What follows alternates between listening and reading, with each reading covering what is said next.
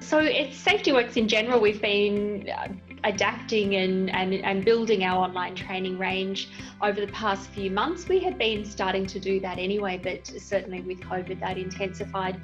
We've done a number of different things. We've facilitated risk assessments, facilitated some consultation workshops, provided leadership coaching, lots and lots of meetings via the remote connected delivery forum, and most recently I've been facilitating the health and safety risk representative training, which is the HSR training for the acronym.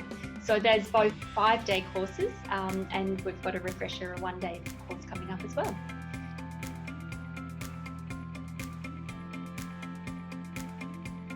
Well, I think one of the key successes is that we've still been able to support our clients through this difficult period where there's a necessity still for people to receive the education, receive the training, to conduct risk assessments, and we've been able to continue to do that where we haven't been able to deliver face-to-face sessions. So that's been really valuable for both us and for our clients to be able to continue doing that.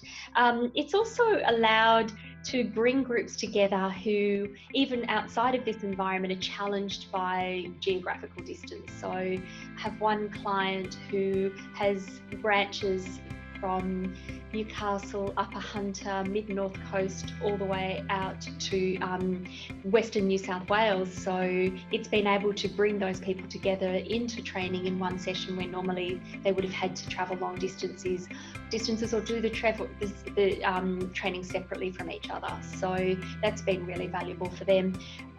Saved on printing, so we've actually saved numerous amounts of paper, I'm sure, by having it all available electronically. I've been able to walk them through the systems electronically, and they've been able to practice themselves, and we can share that type of environment and learn from each other in that type of situation. It's also been accessible for some people, particularly leaders who've been challenged with getting the time to even attend these sessions. They don't have to travel to them, they can just jump on wherever they are.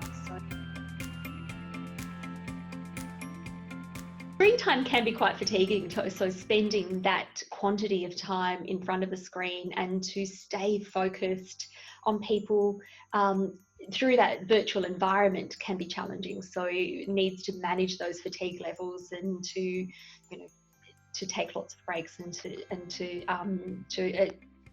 keep people energized and keep them engaged. So they've been the challenges particularly. You need to be really prepared because we don't have the luxury of being able to hand out the workbooks, hand out the handouts. So I need to make sure that my participants have that email to them in sufficient time that they can either download them onto their computers, or some of them prefer paper, so they need to print them out. So that preparation is one of those things that we need to. And also just adapting to that environment. It's using new modalities, so there's always challenges with anything new, and that's been both challenging and rewarding at the same time to take something on and to use that as a new methodology.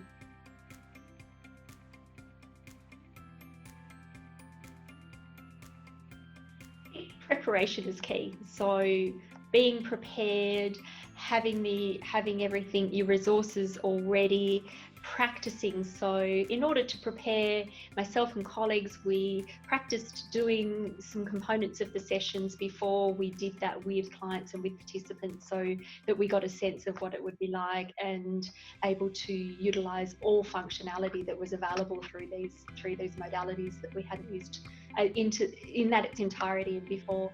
So preparation definitely, and practice.